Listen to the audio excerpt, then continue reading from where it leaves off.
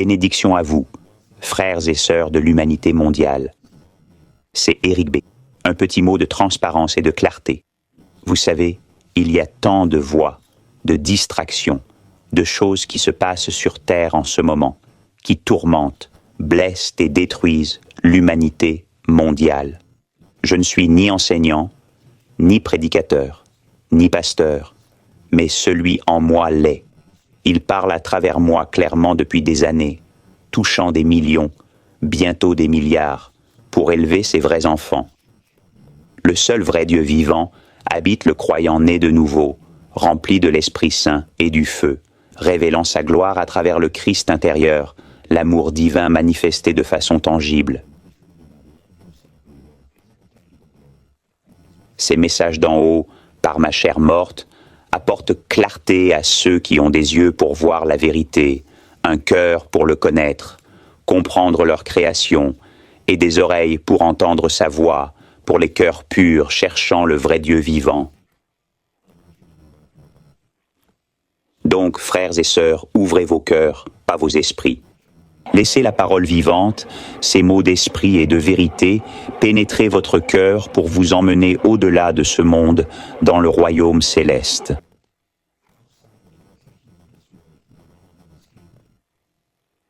Chaque mot apportera, comme je l'ai dit, clarté pour vous sortir de vos problèmes et vous donner la seule vraie réponse, qui ne se trouve qu'en Jésus-Christ. Que Dieu vous bénisse tous. Alors, je veux partager quelques idées que le Saint-Esprit a imprimées dans mon cœur. Oh là là, tant de choses incroyables, juste en vivant la vie en Dieu. Beaucoup voient les problèmes dans le monde, et voilà le truc. Si vous êtes chrétien, croyant en Christ, et vous voyez tous ces soucis, et vous vous dites « Mon Dieu ».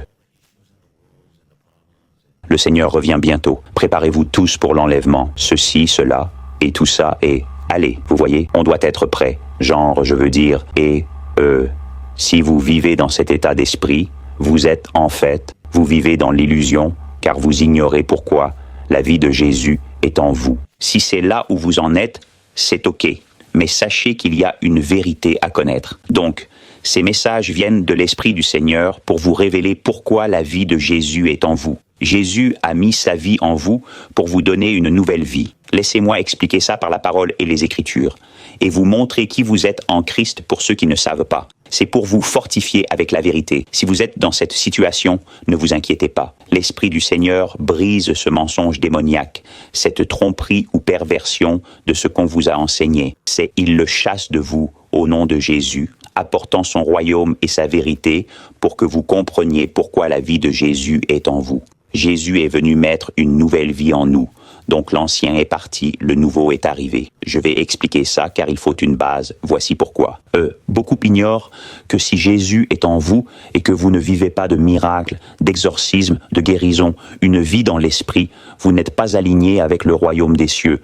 Vous n'êtes pas en accord avec la parole de Dieu. Et si vous ne cherchez même pas à l'être, laissez-moi reformuler. Si vous ne voyez pas de signes et prodiges, n'exorcisez pas, ne guérissez pas, ne ressuscitez pas, mais que vous le cherchez sincèrement, Dieu répond toujours à ses enfants au cœur pur. Voici le problème du christianisme. On a plein de croyants incrédules, des croyants incrédules, vous voyez? Donc ça veut dire que tu es juste dans une illusion par rapport à la parole. Tu cherches pas la plénitude, tu lis pas et digères pas la parole vivante comme prévu. La parole doit devenir chair, car Jésus était la parole incarnée. Ok? Point final, sans détour. Donc, tel qu'il est, nous le sommes aussi sur terre maintenant. Si tu marches pas dans le feu de l'Esprit Saint et le pouvoir miraculeux de l'amour de Dieu, ok. Et que tu vois pas sa présence quand t'entres quelque part, des gens guéris miraculeusement en secondes, des démons chassés, tu vois. Si tu vois pas ça, alors faut que tu lises ta Bible et regarde la vie de Jésus, parce que c'est cette vie qui est en toi. Tout le ministère de Jésus, c'était guérir, chasser les démons, apporter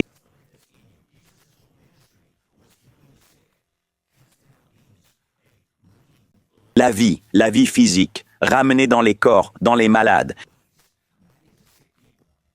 Et il apportait la liberté. Il redonnait la liberté aux gens. si vous ne faites rien de ça et que le Saint-Esprit parle aussi de prophéties démoniaques, ok? Car environ 90% des prophéties dans le monde sont démoniaques et tordues. Je vais l'expliquer avec les Écritures, d'accord? Pour que l'Église s'éveille vraiment à l'Esprit Saint, à l'Esprit de vérité. Car voici le truc. On n'a pas besoin de plus d'églises. On n'a pas besoin de plus de gens. On n'a pas besoin de plus d'églises et de gens qui citent les Écritures. D'accord? On n'a pas besoin de grandes églises. Vous voyez? Pas besoin de grands stades. Tout ça. Compris? Il faut plus d'enfants de Dieu qui croient à la parole et l'incarnent, montrant Christ partout. On a besoin de plus d'enfants qui vivent dans le royaume céleste, qui y croient vraiment, car ils vivent par l'esprit, pas la chair morte. Il faut qu'ils manifestent le royaume surnaturel des cieux. Seul le surnaturel changera ce monde. Je dis surnaturel car c'est ainsi que le monde perdu, incroyant ou religieux l'appelle. Il nomme surnaturel les miracles, signes et prodiges de Jésus. Mais nous savons que c'est la nature de Dieu. C'est simplement qui il est. Vous comprenez? C'est la vie de Jésus dans les 4 évangiles. C'est biblique. C'est l'écriture. C'est l'essence de Jésus. Et c'est la vie en chaque croyant en Christ. D'accord? Alors pourquoi y a-t-il tous ces chrétiens en difficulté? Hé frère, tu sais, je galère. J'ai besoin d'une percée, d'une guérison. Ces messages sont pour vous réveiller, les gars. Vous comprenez? Pour être vivant en lui. Vous n'êtes pas là pour une vie facile. Que la vie soit bonne ou mauvaise, peu importe. C'est Christ en vous. Vous êtes censé être mort. Vos désirs, rêves d'avant Christ, vous devez y mourir. Vous ne vivez plus, c'est Christ en vous. Jésus n'a jamais été offensé ni blessé. Jésus n'a jamais été offensé, il n'a jamais été blessé. Il pleurait par compassion, ayant le cœur de Dieu. Il avait le cœur de notre Père. Mais ça ne l'a jamais éloigné de l'amour du Père. Ça veut dire que Jésus a vécu cette vie parfaite. Jésus a vécu cette vie parfaite. Et on est appelé à le suivre. On est appelé à le suivre car c'est lui qui est en chacun de nous. Ok? Donc, c'est l'Esprit du Seigneur qui parle maintenant. C'est l'Esprit de vérité. Vous voyez, pour réveiller le corps du Christ, sortir les croyants de l'incrédulité, briser la division démoniaque dans le corps du Christ partout dans le monde, ok, partout, et qu'on s'unisse comme un seul corps, qu'on se renforce avec l'Esprit du Seigneur pour tous marcher dans le Christ glorifié, manifesté en nous. Ça veut dire que chacun de nous aura un cœur transformé par Dieu, marchera dans l'Esprit, comme Jésus l'a fait. Et puis dans Jean 14:12, il a dit un truc dingue. Il a dit qu'on ferait de plus grandes œuvres, car il va être avec le Père. Il fera tout ce qu'on demande en son nom pour montrer le vrai visage du Père et le glorifier. Demandez en mon nom, et cela sera fait, cela sera fait. Et c'est pour ceux qui croient. Si vous priez sans cesse et rien ne se passe, ça ne veut pas dire que vous manquez de foi. Laissez-moi vous encourager, d'accord? Ça ne signifie pas que vous n'avez pas la foi. Voici ce que ça veut dire. Quand les disciples ont demandé à Jésus pourquoi ils n'ont pas pu guérir, c'était quelque chose qu'ils ne voyaient pas. C'était un doute vacillant dans leur système de croyance. Maintenant, on sait qu'on est croyant. On sait qu'on est croyant et que notre ennemi n'est pas le diable, car il est vaincu. Je vais vous révéler que la victoire est en Jésus et en vous, pour qu'on marche tous dans la victoire, l'amour parfait, la puissance d'en haut illimitée que le diable ne peut égaler.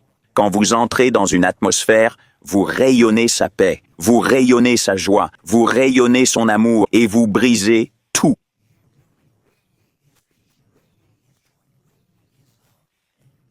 Les jougs démoniaques et les chaînes, car vous avez la réponse en vous, pas un problème, mais une réponse vivante. C'est un Dieu sans limite qui vit en vous. C'est le Dieu de l'univers, le roi Jésus, qui vit en vous. Voyez, quand vous savez qui vous êtes, vous n'avez jamais de mauvaise journée. Je vais vous dire ceci. Les gens disent, « Eh bien, frère, tu sais quoi? Tout le monde a ses moments difficiles. Tout le monde a des mauvais jours. » Non, sœur, non, frère, c'est vous qui avez vos moments. C'est vous qui avez une mauvaise journée. Moi, je me lève pour briller. Ça veut dire que je ne suis pas attaqué? Bien sûr que je suis attaqué. Mais quel rapport avec Christ en moi? Aucun. Quelle force sur terre peut m'éloigner de son amour? Aucune. Et je le crois vraiment. Et parce que je le crois, je le vis. Je vis dans cette paix. Il y a ce... Oh, frère, que veux-tu dire? Que veux-tu dire? Tu ne pêches pas? Tu veux dire que tu marches comme Jésus? Ce que je dis, c'est que chaque matin, je cherche le royaume de Dieu et glorifie son nom. Si je tombais dans le péché, je me repentirais sincèrement, le remerciant pour sa grâce, demandant « Seigneur, où ai-je cru au mensonge qui m'a conduit à ce péché? Où le mensonge a-t-il commencé? Où est née cette tromperie? Car ça n'a pas débuté par ma chute. D'où vient ce mensonge? Montre-moi, Esprit Saint. » Quand tu viens à lui d'un cœur pur, quand tu le cherches vraiment, et quand tu te repens sincèrement, et la vraie repentance, c'est regretter profondément ses actes et ne plus vouloir les refaire. Alors l'Esprit du Seigneur descend sur toi. Alors l'Esprit du Seigneur vient sur vous et l'Esprit de vérité vous montre où. Il vous montre l'origine du mensonge pour un plan stratégique d'éviter sa répétition avec le Saint-Esprit en vous. Puis la grâce arrive. La grâce est la force physique qui nous transforme à l'image de Jésus sans effort conscient de notre part, sans qu'on se force à changer. Et l'Esprit du Seigneur, vous voyez, veut votre repentance, le sang coule. L'Esprit de vérité révèle le mensonge pour qu'on ne le refasse plus. La grâce nous donne le pouvoir de changer, d'arrêter de répéter les mêmes erreurs sans cesse. Amen. Amen. Donc, il faut qu'on réalise qui, vraiment qui, vit en chacun de nous. C'est quand on digère la parole, marche dans l'esprit et manifeste son amour parfait. C'est ça qui brise les jougs démoniaques chez les gens. Pas quelqu'un qui cite la Bible, qui sait lire, qui connaît le grec, l'araméen et l'hébreu. Je connais plein de gens qui citent les Écritures, qui ont fait des études bibliques. Ils ont prêché partout dans le monde pendant 45 ans, plus longtemps que j'ai vécu. Et ce sont des gens méchants. Ce sont des gens méchants. Ils n'ont pas d'amour en eux. La Bible dit « Sans amour, tu n'as rien ». La Bible dit « Sans amour, tu n'as rien ». Il parle de l'amour de Dieu, pas le vôtre, ni votre compréhension, mais l'Écriture. Alors, c'est quoi l'amour de Dieu? Analysons ça rapidement. L'amour de Dieu est désintéressé. Il ne cherche pas son propre intérêt. Il n'est pas égoïste, donc il ne cherche pas son propre intérêt. Il serait donc impossible de s'offenser. Impossible de s'offenser, car il ne garde aucune trace des torts. Donc, si tu vis un amour désintéressé sans chercher ton intérêt, tu ne peux pas être blessé. Il t'est impossible d'être offensé. Vous avez compris? C'est un gros problème pour beaucoup de chrétiens et de gens qui disent connaître Jésus. Ils sont toujours blessés. Ils s'offensent facilement. Ils luttent constamment. Comment ça, tu luttes? Ça m'inquiète que tu sois sauvé depuis 30 ans et que tu luttes encore. Comment peux-tu lutter? Comment luttes-tu si tu as renoncé à toi-même et que Christ vit en toi? Jésus n'a jamais lutté. Jésus n'a jamais lutté. Il avait de la compassion. Il pleurait pour les gens, mais ça ne l'éloignait jamais de l'amour de son Père. Jésus a vécu une vie parfaite. Et comme il est, nous le sommes aussi sur cette terre. Et dans Éphésiens 4, à la fin, on parle de ça, qu'on est parfait dans l'amour de Dieu. Qu'on est rendu parfait dans l'amour de Dieu. En fait, dans Galates 5. Vous savez, on va aller à 1 Jean chapitre 4, que Dieu est amour. Donc maintenant, on connaît la définition de l'amour, hein? Le but de l'enseignement, c'est de devenir l'amour parfait. Donc Dieu est amour. Dieu est amour. Il n'est pas égoïste, oublie les torts et donne sa vie pour tous. On prie et Jésus guérit. On prie, Jésus délivre, car il est un Dieu sans limite, un feu dévorant, l'amour parfait. Et l'amour parfait chasse toute peur. L'amour parfait chasse toute peur. La peur est un esprit démoniaque. La peur est un esprit démoniaque. L'incrédulité aussi. L'incrédulité s'oppose à l'esprit du Seigneur, car on est croyant et sans foi, on déplaît à Dieu. On est croyant. Il n'y a pas de super chrétien. Il n'y a pas de super chrétien. On est croyant. Le truc le plus drôle, c'était quand frère Dan Mohler a dit un jour, utiliser le nom du Seigneur en vain, c'est l'utiliser sans pouvoir ni autorité derrière. Ça réveillerait la plupart des chrétiens s'ils comprenaient vraiment ce que ça veut dire. Utiliser le nom du Seigneur en vain, c'est l'employer sans autorité ni pouvoir derrière. Donc, ça signifie que quand tu utilises le nom de Jésus et que rien ne se passe, tu ne crois même pas en qui il est vraiment. Il y a tellement d'incrédulité dans ton système de croyance. Ça ne veut pas dire que tu n'as pas la foi, mais il y a beaucoup de choses qui se passent dans ton système de croyance qui éliminez cette incrédulité de vos croyances. La plupart des chrétiens ne cherchent pas la plénitude du Christ. Ils ne savent pas vraiment car ils ne lisent pas leur Bible. Beaucoup de chrétiens à qui je parle, vous voyez, ceux qui disent avoir Jésus en eux doivent être réveillés par l'esprit de vérité, l'esprit du Seigneur. Vous n'êtes pas là pour vous. Vous êtes là pour vous renier, donner votre vie et embrasser sa gloire. Voici donc le truc. Si vous priez juste pour vos proches, Matthieu dit que vous êtes comme le monde. Vous n'êtes pas différent du monde. Vous êtes comme tout le monde. Aimez ceux qui vous aiment, ne vous distingue pas du monde. Voyez, Dieu cherche des enfants qui abandonnent tout, qui se renient et disent simplement « Me voici ». Je ne comprends pas tout ce que tu fais, Seigneur, mais je sais que je suis ton enfant. Je te fais confiance, car tu m'as créé depuis la nuit des temps. Tu connais chaque cheveu sur ma tête, et je ne sais pas ce qui est le mieux pour moi. J'ai vécu à ma façon toute ma vie, et ça n'a pas marché. Seigneur, j'ai compris par l'Esprit Saint que ma voix ne fonctionne pas, alors je te donne ma vie, car tu es mon Créateur. Tu es le Seigneur de ma vie, Jésus. Fais selon ta volonté. Fais selon ta volonté. Il cherche des enfants de Dieu qui disent oui sans condition, qui disent « Tu sais quoi? Me voici. Peu importe le prix ou l'endroit, Seigneur. Je me livre entièrement. Utilise-moi pour manifester ton royaume glorieux sur terre. Utilisez-moi comme une porte du ciel sur terre. » Voilà, c'est ça, c'est ce qu'il recherche. Il cherche de vrais enfants du ciel qui vivent dans le royaume céleste, compris?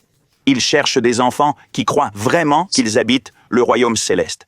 À quoi ça ressemble? Prenons quelques passages bibliques. Le Seigneur dit que vous êtes dans le monde, mais pas du monde. Écoutez tous et saisissez bien ceci, d'accord? L'Esprit de vérité vous bénit pour que vous puissiez saisir la vérité de la parole de Dieu. Vous êtes dans le monde car votre chair est là, mais elle devrait être morte. Quand ta chair meurt, tu renonces à ta volonté, tes désirs, tes espoirs, tes rêves. Tout ce que tu croyais bon pour toi, tu y renonces, car ta voie échoue et Jésus est la seule voie, celle de la soumission totale. Tu n'es plus du monde, car né de l'Esprit, t'étant entièrement et librement abandonné à la vie du Saint-Esprit. Galates 5. Tu es dans le monde, car ta chair est ici, mais elle est morte. Tu n'es pas du monde, car tu es né de l'Esprit. Né de l'Esprit, l'Esprit du Seigneur te porte. Devine quoi? Ton esprit porte ta chair morte. Tu as entendu? Ton esprit porte ta chair morte. Ta chair ne porte pas ton esprit. Si ta chair porte ton esprit, tu n'es pas mort. Tu n'es pas mort. Et puis tout Galates 5, t'y as pas accès car t'es encore vivant et il t'a dit de mourir. Meurs à ta chair, à ta volonté, à tes désirs, à tous ces rêves que tu croyais les meilleurs. Tu sais pas ce qui était mieux pour toi, mais lui si. Il t'a créé, te connaît par ton nom, tes cheveux, ton début, ta fin. Alors, qui sait ce qui est le mieux pour nous? Le Christ glorieux en nous. Allez quoi? Donc, quand vous vous abandonnez totalement à l'Esprit Saint en vous, vous avez un accès illimité aux fruits de l'Esprit. Dans Galates 5, quand vous le lisez vraiment avec l'Esprit Saint, vous comprenez que Dieu dit que l'Esprit combat pour vous et écrase les désirs de la chair pour que vous n'y cédiez pas. L'Esprit de grâce est sur vous. Mes frères et sœurs, saisissez cela dans le sang du Christ, ok? Et nous devons tous nous lever en obéissance radicale à sa parole, car il dit que si nous l'aimons, nous obéissons à ses commandements. Point final. On ne dévie pas de sa parole, compris? Si on l'aime, on lui obéit. Et voilà le truc. La plupart des chrétiens ne saisissent pas la révélation de la grâce. Laissez-moi vous montrer à travers ma vie à quoi ressemble cette révélation et comment la grâce vous transforme vraiment. Sans ça dans votre vie, vous ne comprendrez jamais pourquoi le Dieu de l'univers vous aime tant. Il faut réaliser que c'est son premier amour. Voici donc la révélation de la grâce dans ma vie et aussi dans la vôtre. Je me donne en exemple car je parle de ma relation personnelle avec lui et comme je parle avec un cœur pur et son esprit, mes mots portent vie et vérité, brisant les forces démoniaques partout au nom de Jésus.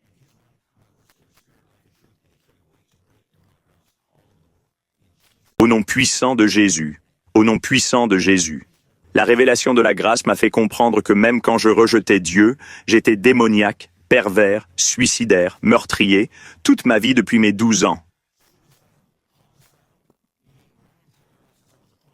J'étais opprimé par le démon, un simple orphelin. Je ne savais pas qui j'étais. J'ai fait le pire imaginable aux autres car j'étais un enfant brisé dans un corps d'adulte. J'ignorais mon identité. Je croyais que mon identité était en tout sauf en Jésus.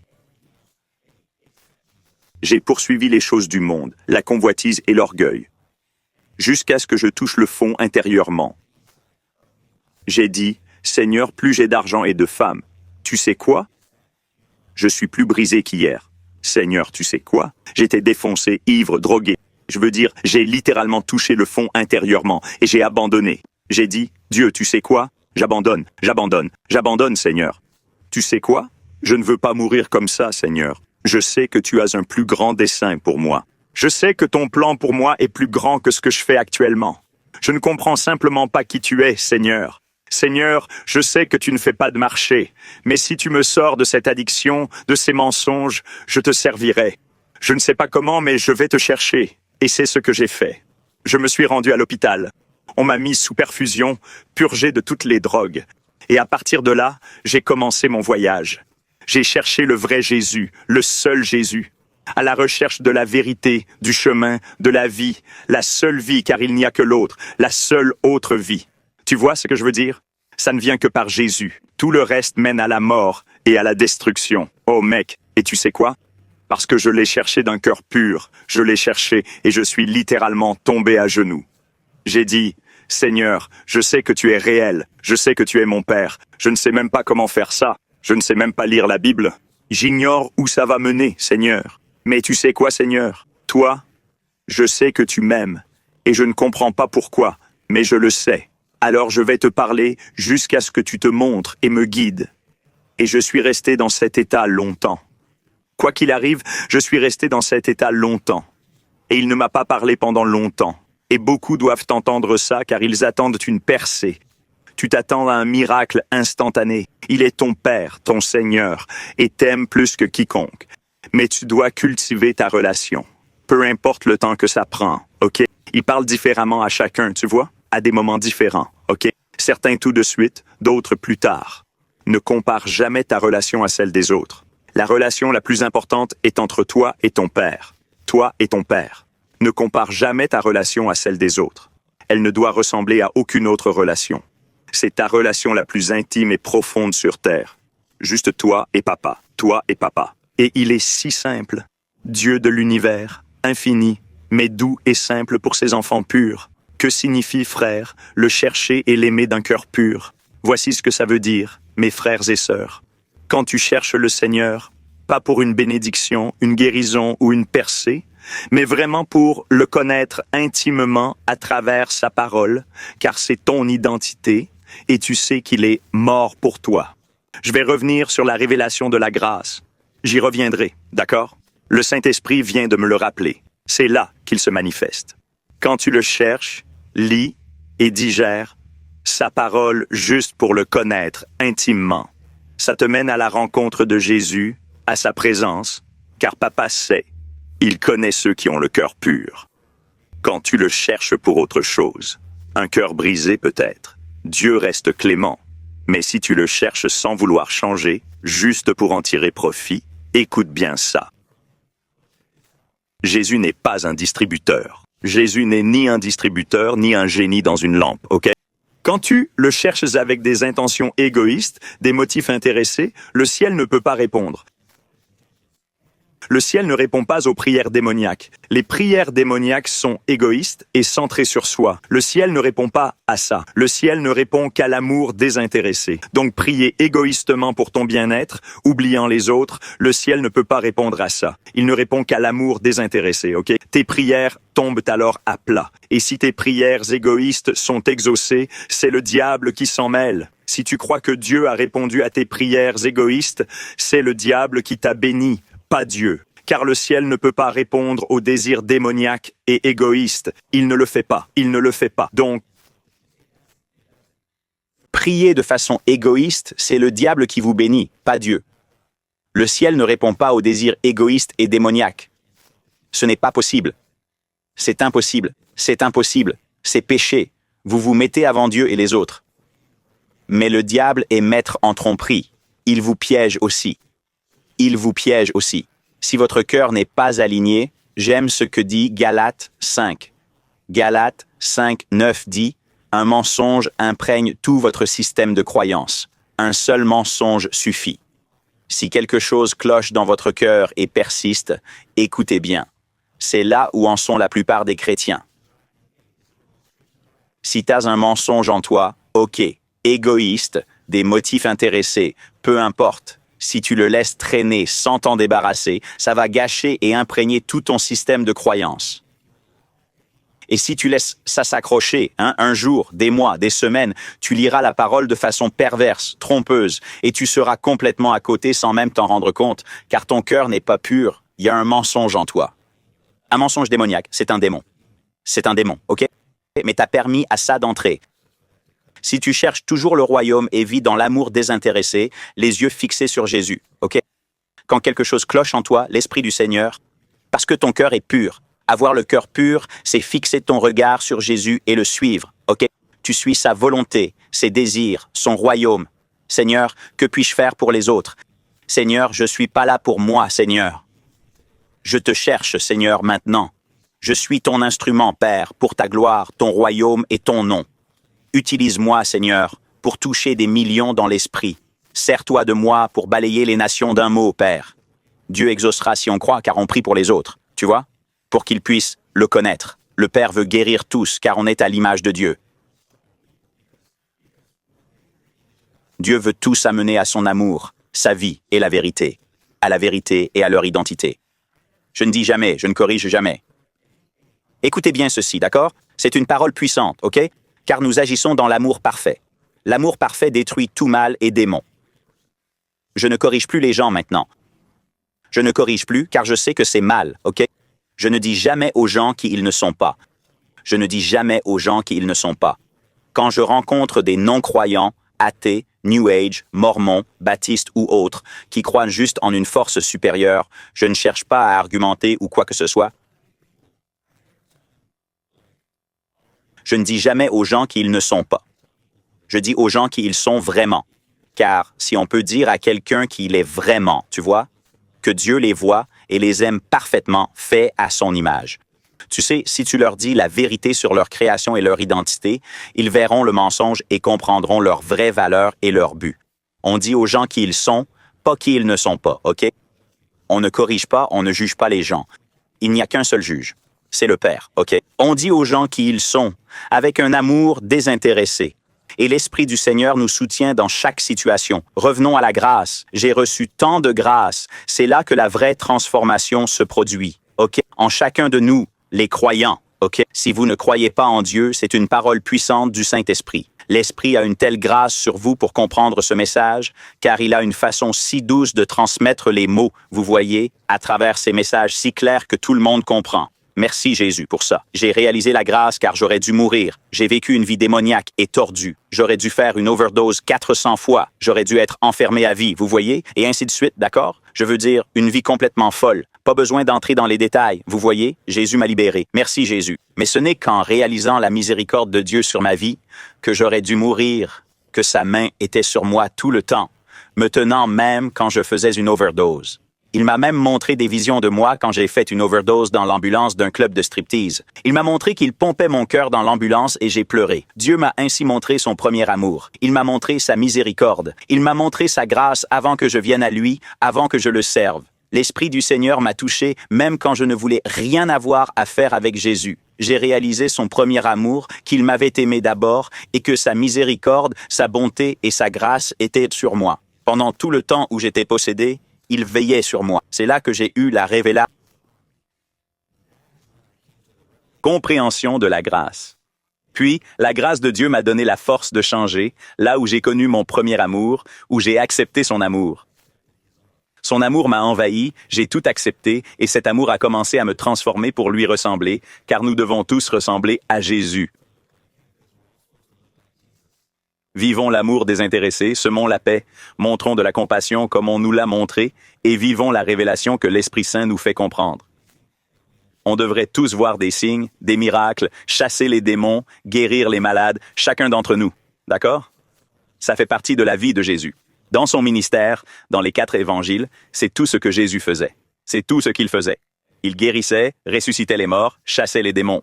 Et tel qu'il est, nous le sommes aussi maintenant. Il l'a montré et démontré physiquement, non? Voyez, Jésus est le modèle que nous devons tous suivre et auquel nous devons ressembler. Et physiquement, d'accord? Réveillez-vous, tout le monde! Réveillez-vous, tout le monde! On doit tous imposer les mains aux malades. On doit tous chasser les démons. Vous êtes peut-être une mère de 3 enfants qui ne sort pas. Attendez, écoutez ça. Vous n'êtes peut-être pas appelé à évangéliser le monde entier, vous voyez? Certains d'entre nous ont une mission mondiale. J'ai une mission mondiale. D'autres frères ici aussi, d'accord? Mais vous devez quand même marcher et ressembler à lui partout. Donc, si vous êtes mère de 3 enfants et que vous allez simplement faire les courses tout en servant le Seigneur à travers votre mariage et vos enfants, eh bien, quand vous êtes à l'épicerie en file d'attente avec une personne devant et derrière vous, ils doivent voir Jésus en vous. Est-ce si difficile de les regarder et dire « Comment allez-vous, madame? Comment se passe votre journée? Y a-t-il quelque chose que je peux faire pour vous? Puis-je vous offrir une prière? » Non, non. D'accord. Eh bien, vous savez quoi? Jésus vous aime quand même. Jésus. Tournez-vous vers la personne suivante dans la file.